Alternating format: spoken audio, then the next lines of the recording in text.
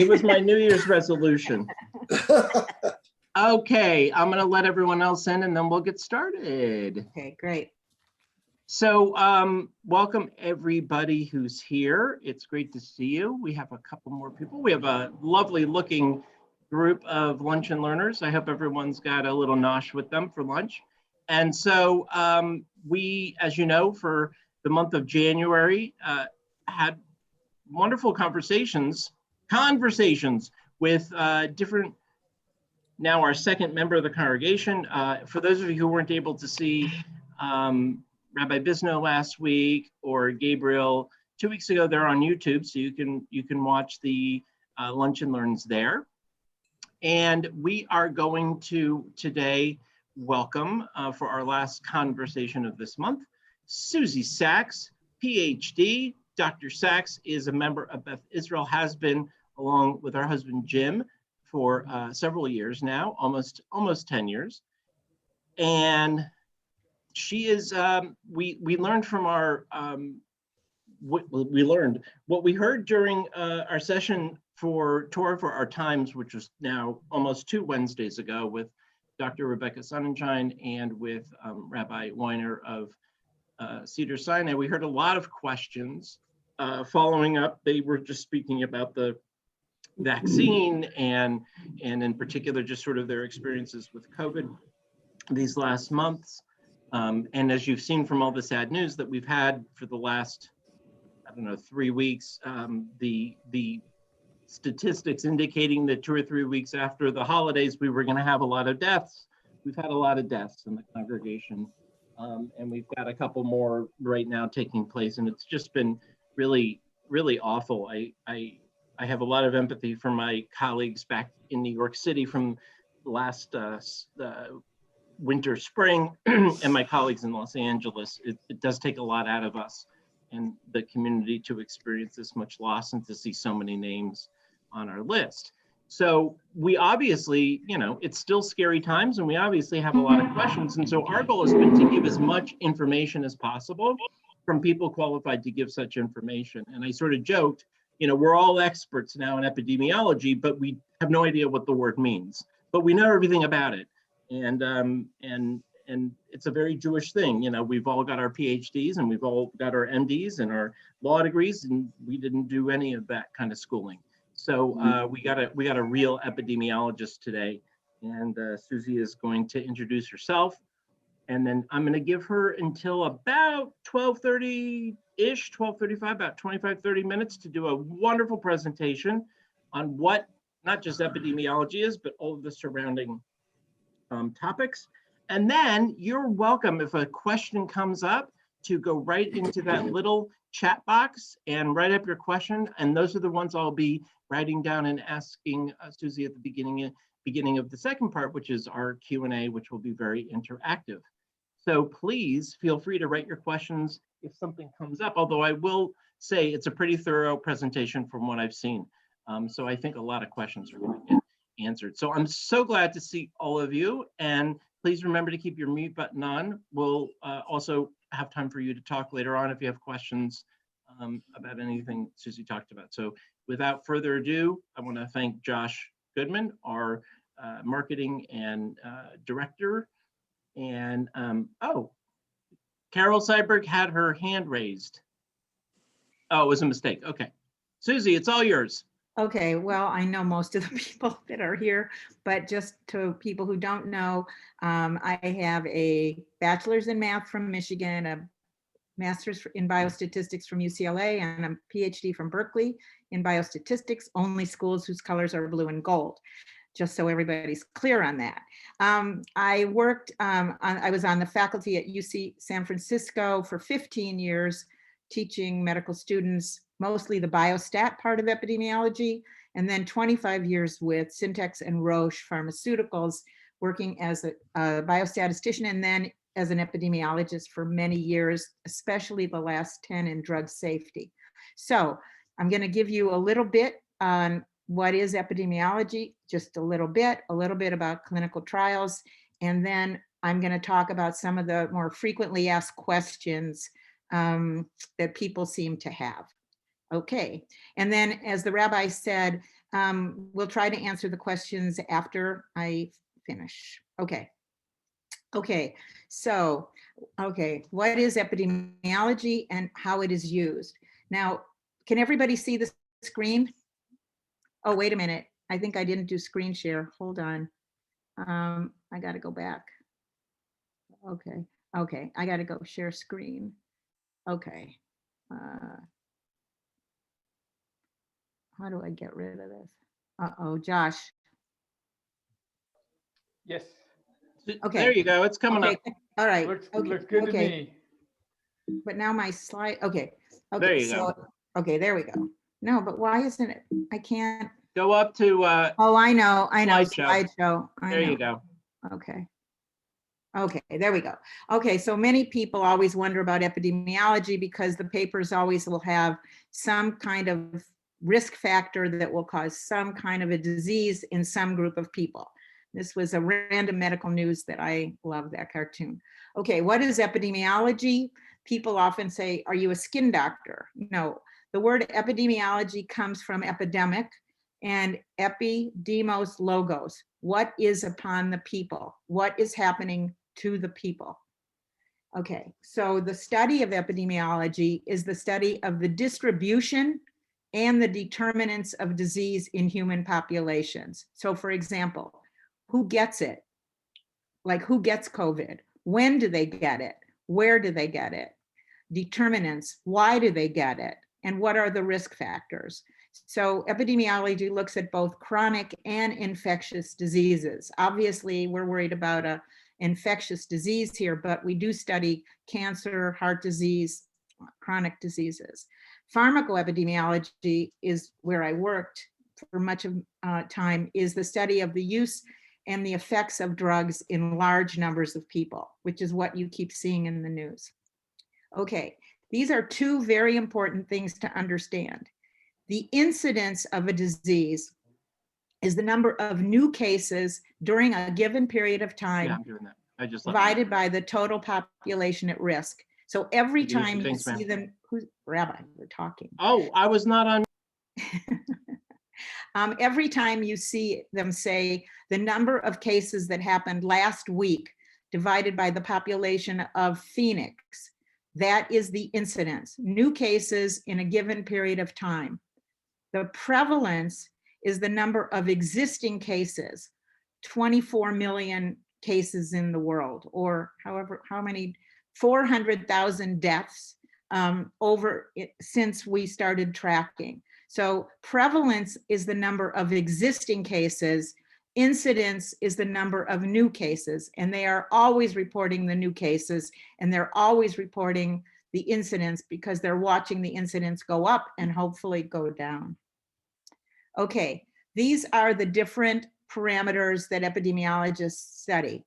Incidence, prevalence, mortality rates, 400,000 dead, the natural history of the disease. How does the disease progress? And you watch this all with COVID. People who have mild symptoms, then they start having breathing problems, then they go to the hospital, then they're on a ventilator, and then many of them die. That is the progression of the disease. That is what the vaccine is trying to eliminate. We always look at the demographics of the diseased population. Age differences, sex differences, gender differences. There's almost always an age factor, a gender factor. There's socioeconomic factors. We know that with COVID. Where do people live? What are their exposures? Do they smoke? Do they drink? There are many demographic characteristics that are studied. Of course, we look at stage, especially when you think of stage, many people think of cancer because cancers are often stage 1, stage 2, stage 3, depending on the severity of the disease. We look at comorbidities, and you hear that all the time now. What are the additional conditions that people, especially the ones who do badly with COVID, what are their comorbid conditions? Do they have diabetes? Do they have a history of coronary heart disease? Things like that. What are the major risk factors? We always look at risk factors.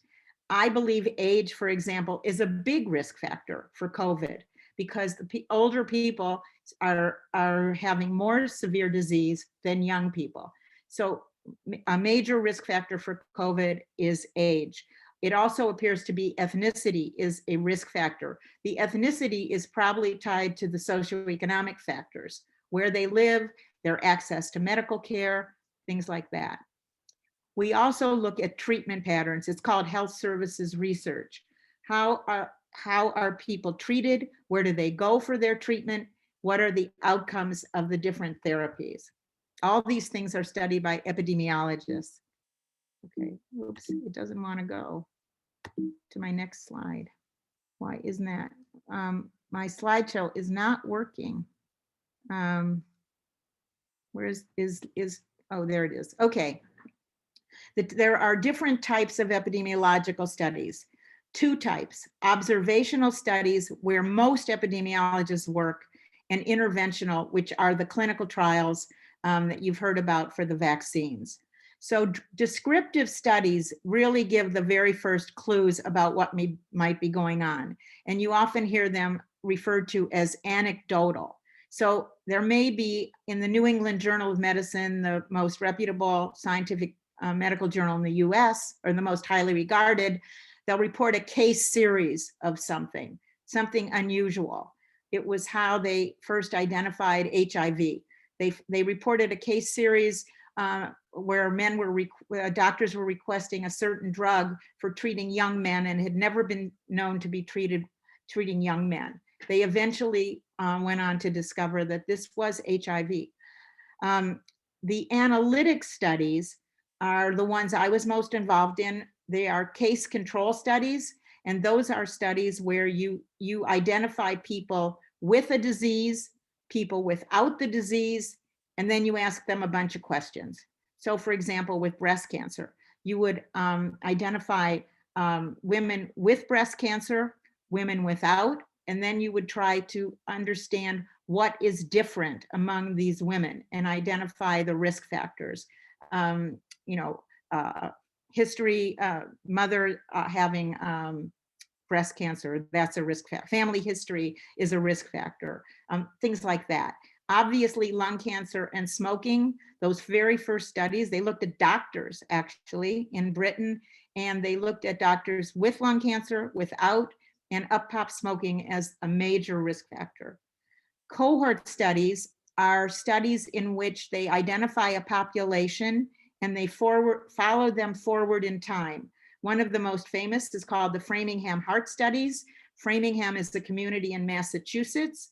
They enrolled tons of men and just did a lot of surveys of these men over time. And they identified in these men when they got heart disease and what were their risk factors. But they didn't have heart disease at the start of the study. They just watched them over time. The Nurses' Health Study, they identified a huge population of nurses, followed them over time, and identified risk factors for disease. And then there are the clinical trials, which I will say a few words about in a minute. Okay, what is going on? Doesn't want to, my slideshow doesn't want to go. Maybe you can just use the arrows on your keyboard. That's what I do That's what sometimes. I'm trying to use. Oh, Okay. okay. Okay. All right. Okay.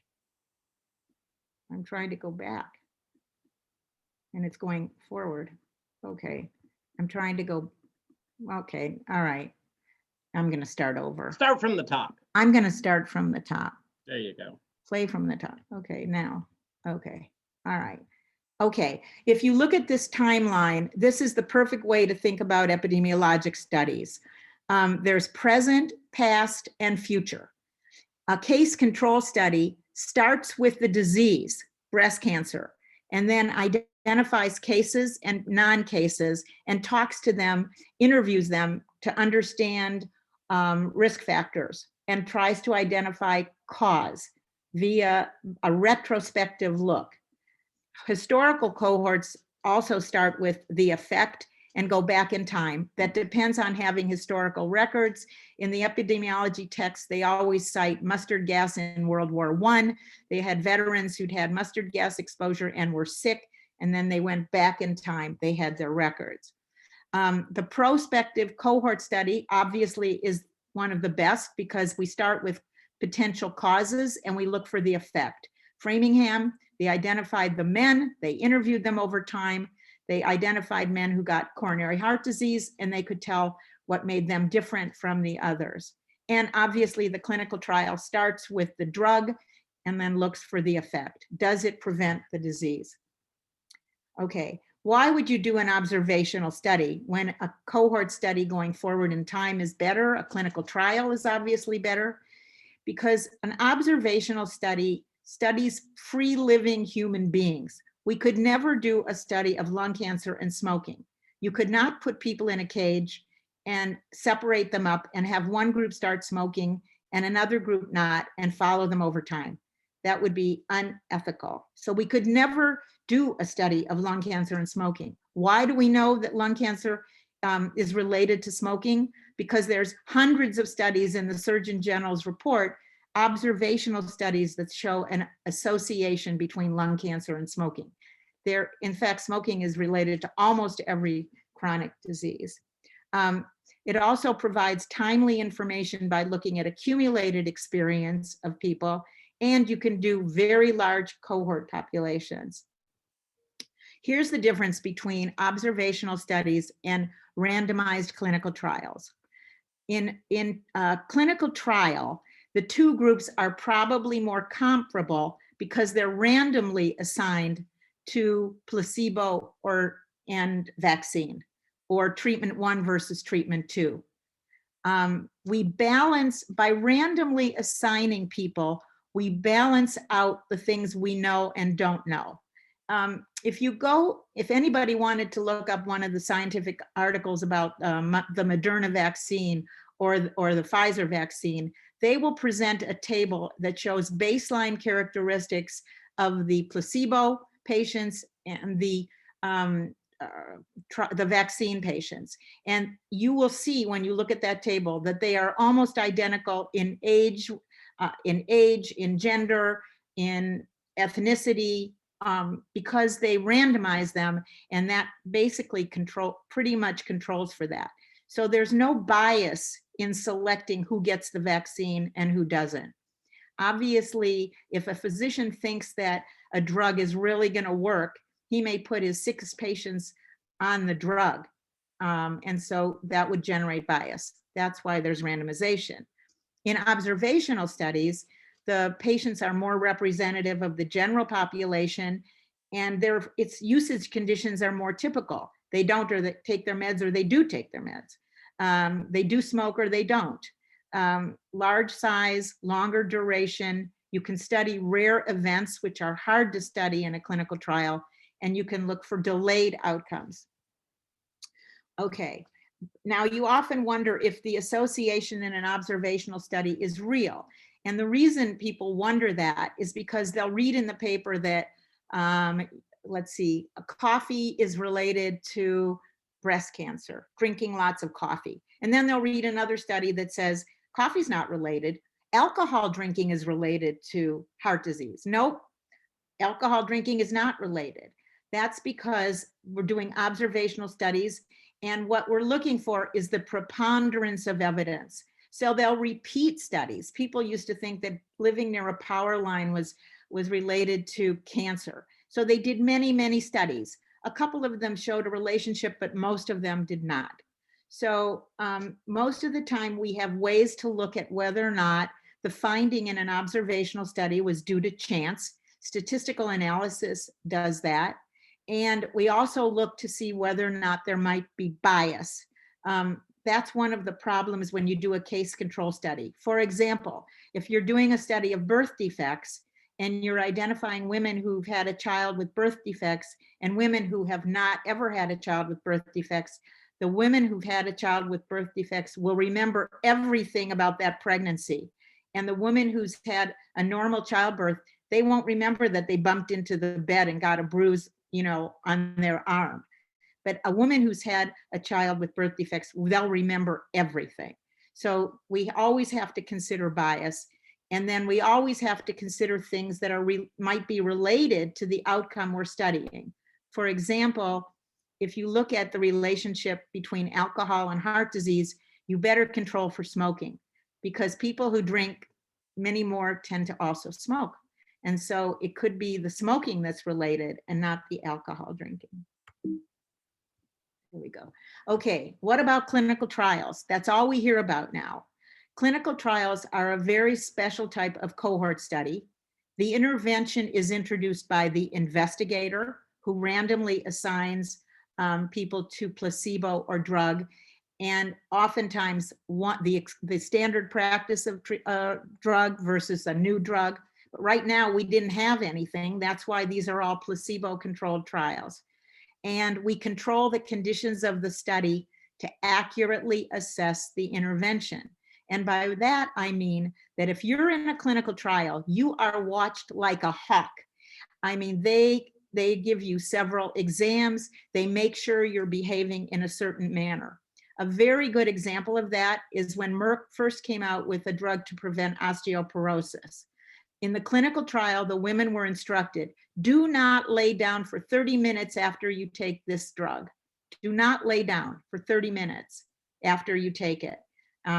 Well, you know what? They were followed very closely. They followed the instructions. Then the drug went out on the market and thousands of women started taking it, bisphosphonate. I can't remember the name of the first one. And guess what? They all went back to sleep after they took the drug in the morning. And many of them had an esophageal problem because they didn't follow the instructions. That's why the conditions in a clinical trial are very controlled and they don't mimic the real world population. Okay, what are the phases of a clinical trial? Phase 0 are first in vitro studies, then animal studies. Phase 1 are very small safety studies. So in a standard clinical trial, they might just study 20 or 30 people. I'm not talking about COVID, I'm talking about in most drug studies. They might just study 20 or 30 people to see, are we getting a signal we have a problem with safety? Safety is the biggest thing to stop a drug from coming out on the market.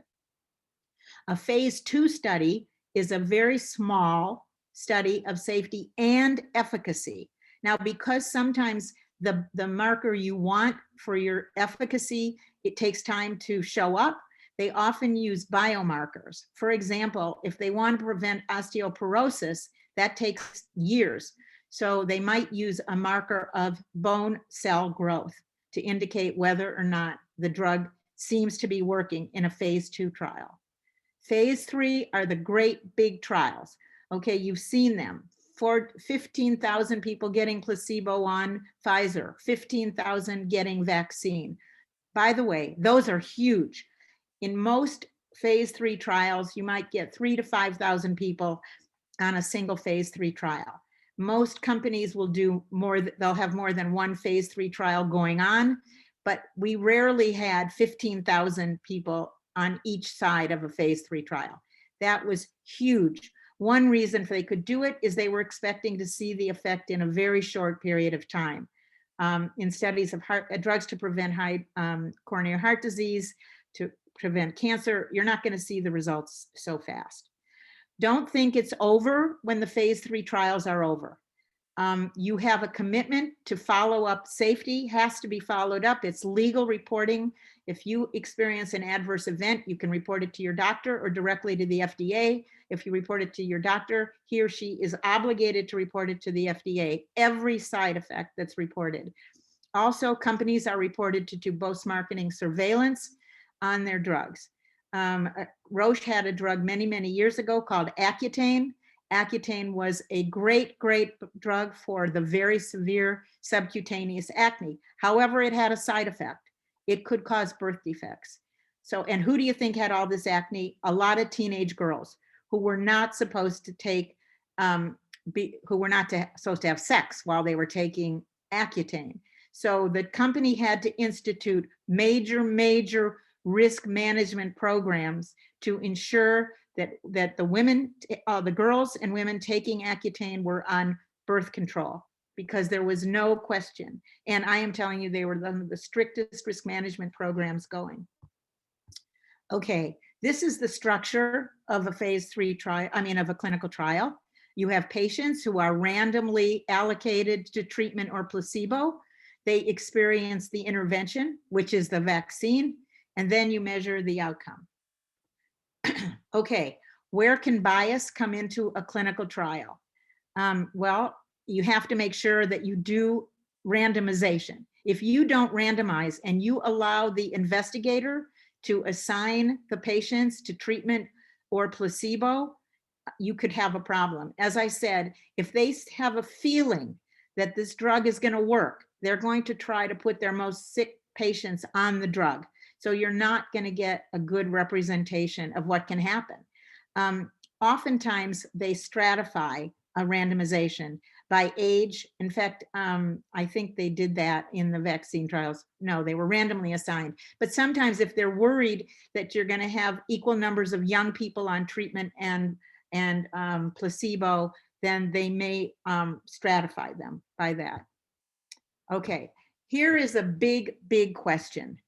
How do you calculate whether the drug worked? Do you count a patient in the group they were assigned or in the group they were treated? Now, you probably know that, first of all, people can stop taking their medicine before the end of a trial.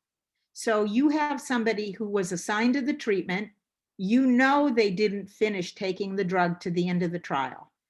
Do you keep them in the treatment group when you analyze the results of treatment versus placebo? I mean, this is happening in these trials. This is the question, and this is the answer. Once randomized, always analyzed. So there is always an analysis called the per protocol analysis. So everybody who was assigned to the treatment group, whether or not they know they finished, is kept in the treatment group and their outcome is measured. And anybody who was assigned to placebo, similarly. However, that can be an inaccurate picture of the results. So we also have, that's called the intent to treat analysis, but we also have the analysis of the people who remained in the treatment group versus the people who remained in the placebo group. And you will see both analyses presented in the paper that's on the Pfizer and Moderna vaccines. So you'll see the intent to treat one, they were intended to treat, and the per protocol are the people who followed the protocol. So you'll see both of them. Okay, where the sources of the study? Well, obviously, blinding the study. Double-blind studies are the most randomized, controlled double-blind studies are the gold standard. Double-blind means the investigator doesn't know who got the treatment and the patient doesn't know who got the treatment. Who knows who got the treatment? Every big trial has a data safety monitoring board. The data safety monitoring board are the only people who are allowed to see the outcomes as they're occurring in real time. And they are allowed to stop trials if they see a safety problem, or if they see the treatment effect is so big that it's unethical to keep anybody in the placebo trial. So every trial big trial has a data safety monitoring board. You don't know who those people are, and they are the ones who watch the data coming in real time. There's always a placebo effect. You can give people sugar in a trial and they'll tell you they're getting better. And the reason is because they're getting a lot of love and care by the people who are running the trial. So we know there's a placebo effect. When AIDS first came out, and they came out with the first treatment for AIDS, the AIDS activists did not want to have a placebo-controlled trial against this promising drug. The Cancer Institute, NIH, insisted that the first trial had to be placebo-controlled because there is a placebo effect. And you don't know how good your drug is until you have compared it to a placebo. Once there is a standard of care, then in diseases like cancer, hepatitis, like COVID, once we have a treatment, it isn't ethical, or a vaccine, to be comparing this to a placebo, which is going to be hard for the vaccines coming way down the road since we already have vaccines that work. It's not my problem to figure it out, but so an efficacious treatment do more good than harm, and an effective treatment does more good than harm in people to whom it is offered. So for those of us that get vaccinated, we know that the effectiveness of the vaccines is 95%. We always look at compliance. You know, they have pill bottles that register how often it's opened when they do trials where people have to take pills. They actually can look at the top of the pill bottle and it has a gauge how many times they opened it. And some people dump the pills. They think they can fool the bottle. Okay, when is it appropriate to conduct a clinical trial?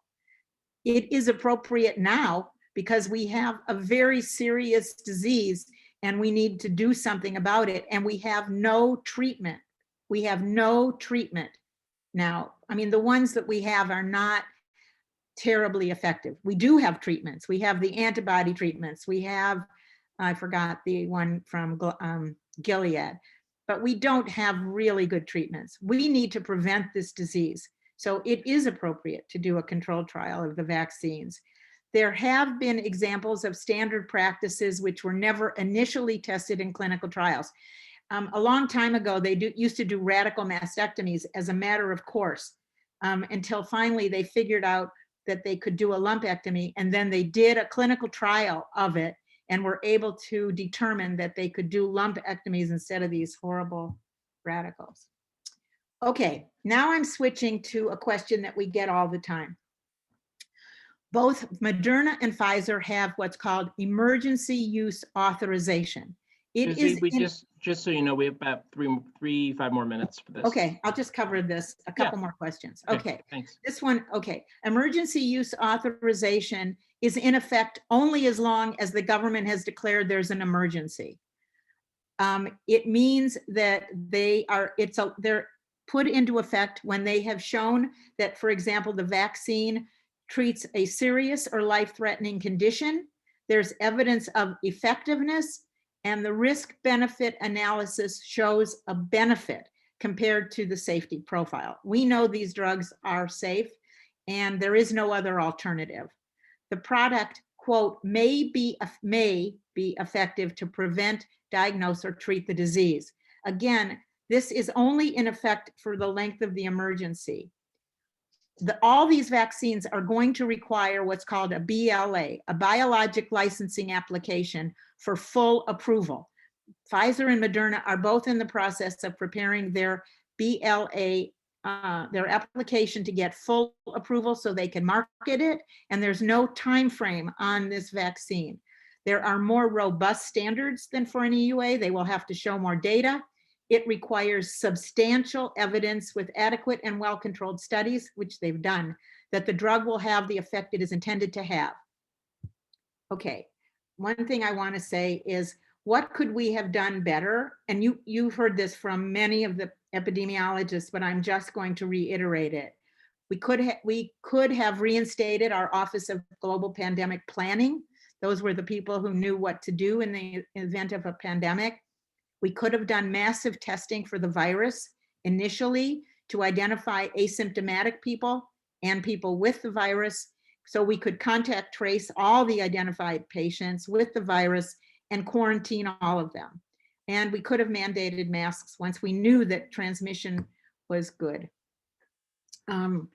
There is a wonderful article, and I can send the rabbi the link to it if anybody's interested, by Dr. Paul Sachs. He did frequently asked questions in the New England Journal. These are some of his answers, and I'll just go 2 minutes and then I'll finish. Both vaccines, this is what he had to say. Both vaccines are very effective. They lower the chance of infection by about 95%. They've prevented not only any disease, but severe disease. That's very important. And 95% of the efficacy comes from after the second dose. And the CDC and the FDA recommend 2 doses, but now everybody knows that you can wait. If you can't get that second dose appointment at 3 or 4 weeks, you can wait. It can be okay for a few more weeks, but they say try and get it as close as possible to that second dose appointment time. don't yet know the length of immunity. All trial participants are being followed for 2 years, so we'll know a lot more. Vaccination does not allow us to stop other measures to prevent the spread. So we need, you've heard this over and over, you need to mask, social distance, and keep washing your hands. Remember that nothing is 100% effective. 95% is great, but you could be in the 5%. Common side effects: pain on the injection site, fatigue and headache, fever is less common. Acetaminophen, Tylenol, or Advil will manage the side effects. We don't have long-term safety data, but most vaccines show their safety problems early on. Big problems are the storage conditions from Pfizer versus Moderna. Yes, I said first. Okay, I'll stop there. I'll stop my sharing. That was big Jewish fun and a lot of great information. And we do have a couple of questions. I'm going to give you a second to catch your breath for a second. Okay. I wanted to start with the great thing about hosting is I get to ask the first question. I was wondering what your thoughts are, and I know that you can't give a medical opinion on it, so I'll just ask you anecdotally, if you will. What are your thoughts on a year from now, Pfizer, Moderna, the other companies saying, you know what, everyone should get a booster shot just because there are these variants, and we've actually learned from the last year, and everyone did great the first year, but we learned from the different variants and different things that it wouldn't kill you to get a second booster 12 months later. What are your thoughts on that? I think it's almost for sure. And yeah. Moderna is already exploring the booster. Pfizer won't be far behind. And they said right from the beginning, this could be like seasonal flu. It could be appearing every year. I think there's no doubt that we'll have to get, and I'm not a medical person. Myro's a medical person. Myro's on here somewhere. Right. So that I'm right next to you on the screen. Okay. That leads to the second question. Then the follow-up question to that is, so Pfizer and Moderna, they come back and they say, you know what, we're going to want everyone to get a booster shot next January or February, but it'll be at Walgreens and CVS. It'll be when you get your flu shot, so on and so forth. But what happens if other parts of the world decide not to utilize that second vaccine, and there are outbreaks in areas of the world that are less developed? Or, I mean, it's sort of it's like doubling down on the hypothetical first question. Well, why don't I ask Myro? What do you think? Obviously, this is a global pandemic. Right. And the greater what's known as herd immunity, the less virulent this particular disease will be. The question now is supply and demand for the rest of the world. Right. Are we pushing ahead our own agenda as, you know, a first world country and leaving behind the third world countries? So it will definitely have an impact. Will we stay immune? Perhaps, but then the transmission for the rest of the world can be devastating. Right. Right. The Johnson & Johnson drug is only a 1 dose. It's one of the ones that's only going to be a single dose and only has to be refrigerated from what I read. I haven't seen their efficacy results because they really haven't come out with them yet. But I think they think that's one of the ones that the rest of the world it'll be easier for it to be spread to the rest of the world. Right. If they don't keep getting booster shots, the question is, should we even be going to those places? That's the question. Right. And then someone did have a follow-up, you know, just as I got the Pfizer shot a few weeks ago, I'll get it the second time. My assumption is the booster would be that you would want to stick with the same company, or are they going to have sort of a co-branding booster? That's a good question. Right now, they're very, very similar. I mean, if you watch the advisory committee meetings or you read, the only thing that's different is what the mRNA is bound up in. The filler, but they've even said that they can't tell you that it would be bad if you had to get the other one, but they're definitely not. They've not studied it, so how can they make a recommendation? Right. I think within a year, we'll just have to wait and see. We'll have to wait and see what we know. And another question, Rabbi, is could we get the Johnson & Johnson as the booster instead of the, I mean, who knows how many vaccines will be out there by then? Right. So there was one really interesting question. I'm going to ask it because I don't really understand the question because I'm not that bright. So here's the question. I'm going to read it verbatim. Would a randomized trial make clear to all participants that there's a real chance they will not have the immunity they might anticipate from the vaccine? How would they control for the reality that people who are aware of the risk that they got the placebo might not take the same risks as a person who went for the regular vaccine. So I get the placebo. How do they structure within the groups? You had talked about some people will stop taking medication altogether, but this is more about, oh, I've had both shots.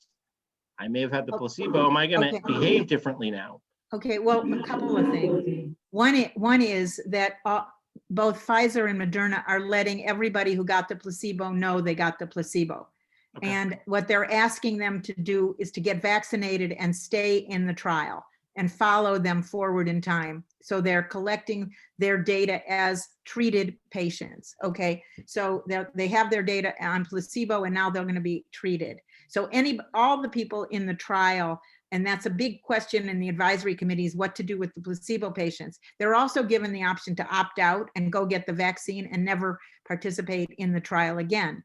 In terms of informed consent, people who participate are given very extensive forms that tell them that, you may be on the placebo, you may, you're taking the chance, you may not get the benefit of that. I don't know what else to say about that. I mean, I'm not sure I understand.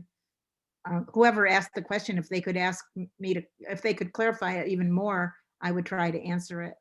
Right. Okay. Here's another one. What institutional steps should the United States take to prepare for the next inevitable pandemic? They should do It's sort of like my dad. While he was eating lunch, he would plan dinner the next night. So I guess it's very similar. Like, well, they've already. Let's plan the next one.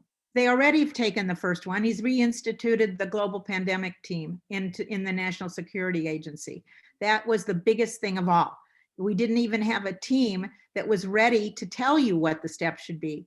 And my guess is those steps that I listed about massive testing, massive contact tracing, massive quarantining are the same steps. The question is, how fast do we learn about the virus? We learned about it in late December, early January. We did nothing till March. So right. But having that team is a big deal. Someone was also asking about the AstraZeneca. Is that going to be one shot? Do you know? No, it's 2 shots. It's 2. Okay. And then finally, there was a question. And that's not approved here yet. That's not approved here yet. No, I know. I was just asking because J&J isn't approved either yet. Right. They're both coming up. Yeah. Right. Just a follow-up question. Can you just sort of, once again, just explain really briefly the difference between Moderna and Pfizer, what it means that the fillers are different versus the actual active ingredient? Okay. Well, the best example I can give to that is what's the difference between the branded drug and the generic of a drug. And an example even is Bayer aspirin versus, Walgreens aspirin. The active ingredient, in order to be approved, a generic to be approved, it has to show that it has the same activity as the as the branded drug. So they have to show that their activity is exactly the same, but they don't put the active material in the same filler, the same ingredients. So it's delivered differently. That's why there are people who, when they take the generic, they have a problem sometimes with a generic, versus the branded drug, and insist that they need the branded drug because they can't take it. So the only difference that I am aware of, and I watched both advisory committee meetings, their mechanism of action is identical. The way they explain how their drug works is identical, but the fat globules, or Myral can correct me, but whatever the fatty stuff is that the mRNA is contained in, that's their privileged information or confidential information. But the two, when you look at the results from the trials, they are amazingly alike. They have very slight differences in amount of headache, fatigue, fever. But Myral, have you looked at that? I mean, you're muted. Yeah, I'm unmuting. I have not looked at it in the detail that you have, Susie. You've done a fabulous job educating everybody that's on board in all the details. So I really can't Okay. add to it. You know, the only thing you might want to say is that both the mRNA, that's the active piece, but I think your analogy with the fillers, capsules that you would take, the powders that you see, that's what the difference is in the proprietary between two brands or a generic and a branded drug. Mm. Right. Also, Rabbi, I have a wonderful, wonderful article. I'll send it, the link to you about how these drugs work with pictures, great cartoon pictures, and I'll send it to you. And if anybody's interested, they can contact you to get the link. Wonderful. Thank you. Thank you. We're done with the chat questions. We've got about 8 minutes left. So if someone would like to raise their hand, I can call on them, and Elaine. And then Gail. This is totally unrelated to COVID. When you talked about the mustard gas and going back in time to look at that, I thought about 9/11 and all the people that worked in the dust. That's like the same It's the thing, same right? thing. It's the same thing. They, a historical perfect example. 9/11 is a perfect example. They know what happened to the first responders. They know what diseases they got. They have all their medical records, so they can go back and see what their exposures were in 9/11. There's other historical examples, but that's a great example of a historical cohort where you have the you have the effect, and you can go back in time and look at the exposures. Yeah, that's great. Sorry, Elaine, I just saw that you had asked that question. I'm sorry I didn't go there. Gail? But thank you. Gail, gratis. Yeah, I have a lot of people who've asked me about the deaths in Norway and the studies that have come out, and it's kind of freaked some people out. So maybe you could address that. I mean, I have my own thoughts on that, Yeah. but Well, they've actually, have, yeah, thanks, Gail. They've reported like 23 deaths, people who took the vaccine. But if you look at it, what they say, these people were very old and very frail, and they believe that the side effects, just even the fever, the fevers were enough to push them over. So when you read the articles, they don't believe that the vaccines are really the cause of the death. They believe that it really is the characteristics of the people who passed away. And the fact that, you know, if the side effects were, you know, if they happen to be unlucky enough to get a severe side effect, that it caused them to just die. Yeah. I lost the rabbi. Bye, Rabbi. No, I'm here. Well, I think one of the things that people often forget and is one, that news sources, media follow the adage, if it bleeds, it leads. So that's going to get highlighted. But also, when I took the first shot, or whenever you take a flu shot, you sign a consent form. There are possibilities of, even if they're 0.5%, there is a possibility that something can go terribly wrong. I think what you're talking about will lead to another conversation for another time, which is about, you know, 5 years from now when we look back, delineating between people who died of COVID-19 or who died from the effects of COVID-19 on some other underlying condition that they had, which is to say, if a fever bleeds into an infection and kills someone who's very, very old, were there other things that COVID sparked and underlying COPD issues, lung issues, other infections that may have existed. Well, you know what? We won't really know that, because there really was a horrible thing charging doctors with putting COVID as the cause of death because they could make more money. Right. That was absolutely the most ridiculous thing going. No, it's abhorrent. And if they're, they may have been instructed to list COVID because they believe that the COVID was the condition that pushed them over. That yes, they had heart disease, yes, they had diabetes, but they believe that the underlying cause on a death certificate, you will see. You can put multiple causes, you will see underlying cause of death, and then you'll see contributing conditions coded. Right. So they may have put COVID as the underlying because it pushed them over, and you will see the other causes. Right. Jeff has his hand up, I think. Yes, Jeff. Yes, I am involved in a clinical trial, and I spoke to several doctors before I got involved with it, and their big concern was they would not have recommended it if it were a placebo. The one I was in was testing a new drug against an existing drug.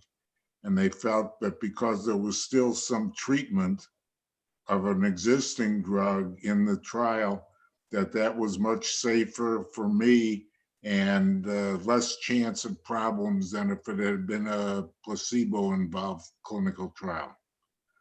Well, first of all, if there is a well-accepted standard of care, they will not be doing placebo-controlled trials. When there is a question about the current treatment, when there is still a question, they might be doing placebo-controlled trials. Like I said, the HIV was the perfect example where they insisted on doing the first one. I can't remember the name of the drug. The first one had to be placebo-controlled. And after that, once they showed that that first drug worked, everything else started to be compared against that, and then compared against other future treatments that were even better. So obviously it was recommended that you shouldn't be on a placebo, but most of the time you won't have placebo trials when there's any doubt about the standard of care. Very good. Anybody else have any questions? Okay, Jim, answer the phone. Yeah. Have my husband answer.